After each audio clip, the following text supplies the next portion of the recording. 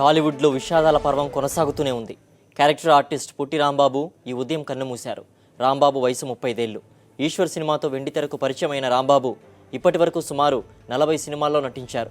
చంటిగాడు సినిమాతో మంచి గుర్తింపు తెచ్చుకున్నాడు. 2 సీరియల్స్లోనూ రాంబాబు నటించాడు. తొలిసారిగా తాను హీరోగా పులిరాజా సినిమాలో నటిస్తున్నాడు. ఈ సినిమా ఫస్ట్ షెడ్యూల్ పూర్తి చేసుకుంది. మెదడులో రక్తం గడ్డగట్టి గుండెపోటు రావడంతో రాంబాబు కన్నుమూశారు. రాంబాబు సొంత గ్రామం తూర్పుగోదావరి జిల్లా రాజమండ్రి సమీపంలోని బూరుగుపూడి. ఆయనకు ఒక బాబు ఒక పాప ఉన్నారు.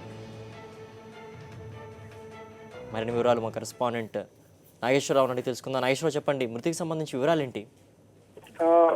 సిద్ధేశ్వర్, ఈ రోజు ఉదయం 4 గంటల ప్రాంతంలో ప్రముఖ హాస్య నటుడు పొట్టి రాంబాబు హఠాత్తుగా ఒక ప్రైవేట్ హాస్పిటల్లో కనుమూయడం జరిగింది. ఆయనకు వచ్చేటప్పటికి ఒక పాప ఒక బాబు. ఆయన వయసు 35 సంవత్సరాలు. ఆయన సుమారు 40 సినిమాలకు పైగా నటించారు. ఆయన ప్రభాస్ నటించిన ఈశ్వర్ సినిమాలో ఆయన సినీ నటుడుగా తెరంగేట్రం చేశారు. అక్కడి నుంచి వరుసగా చంటిగాడు, రజనీకాంత్ నటించిన కథానాయకుడు, తర్వాత క్లాస్ రూమ్, ఇంకా దొంగది,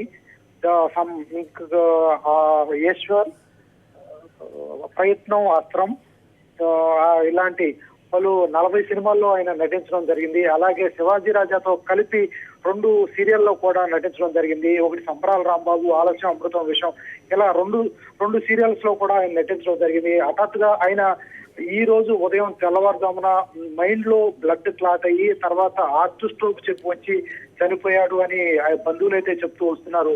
ఆయన హీరోగా నటించిన ఆఖరి చిత్రం అనుకోవచ్చు అది పులిరాజా IPS. అది ఇప్పుడు వరకు 50% అయింది. ఆ సినిమా కోసం ఆ రాంబాబు 6 ప్యాక్ చేయడం కూడా జరిగింది. అలాగే ఆ సినిమా ఓపెనింగ్ రోజు ఒక టీజర్ అయితే రిలీజ్ చేశారు. యూట్యూబ్ లో కూడా మనకు అందుబాటులో ఉంది.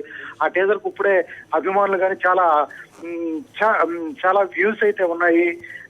ఏది ఏమైనా ఒక మంచి ఆర్టిస్టు, మంచి టైమింగ్ ఉన్న కమెడియన్ చనిపోవటం ఏది ఒక తెలుగు ఇండస్ట్రీకి విషాదాన్ని మిగిల్చిందని చెప్పుకోవచ్చు. సిద్ధేశ్వర్. ఓకే నాగేశ్వర్.